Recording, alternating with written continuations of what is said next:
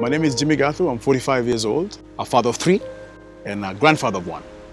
I'm a media practitioner.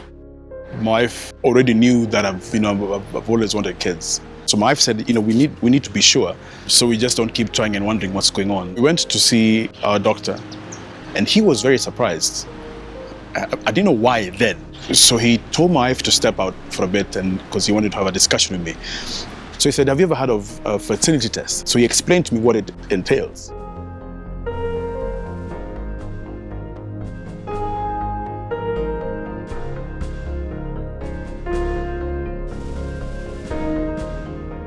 For me, it wasn't a big deal then.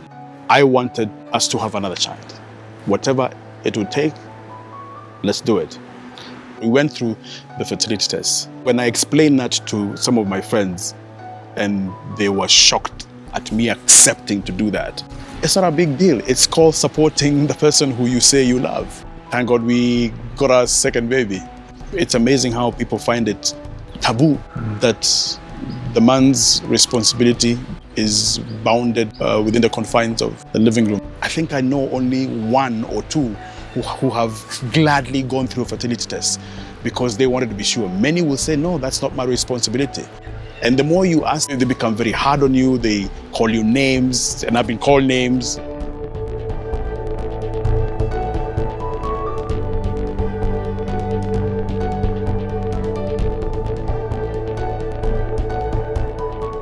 Fertility is a shared responsibility, whether we like it or not. If you claim that you want a family, you cannot say that fertility remains the responsibility of the woman. Don't be embarrassed by saying that your second child is adopted. Don't be embarrassed by saying that you and your wife got together and decided together to have a surrogate mother. In this day and age, that should not be an embarrassing situation. It is a shared responsibility. It is you doing things together. So you learn to share other things because you have that very personal, very scary. It is scary. Is it embarrassing? Of course it is. I mean, it's not easy for somebody to say, I can't bear children. But can you accept it? You should. Because there's nothing wrong with that. There's no harm, there's no shame to that at all.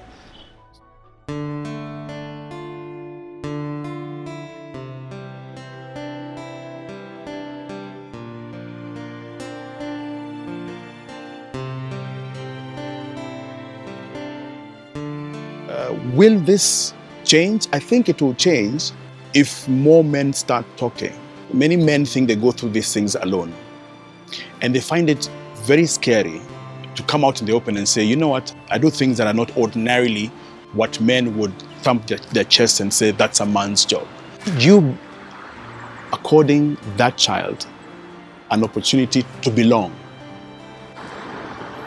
an opportunity to invest in his or her future, an opportunity to share or to teach or inculcate your culture or what your beliefs are, modern, of course, to that child so that he bears your name and bears your DNA in terms of what your beliefs are.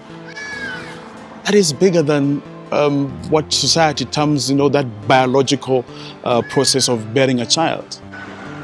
It's a powerful experience. We just have to know it, understand it, and then talk about it. The more we talk about it, the easier it gets to anyone who wants to find out. But when you keep quiet, because society has a different impression or perception about a man, you lose. You will live society's life, not yours. I don't think I want to do that. I don't think you should.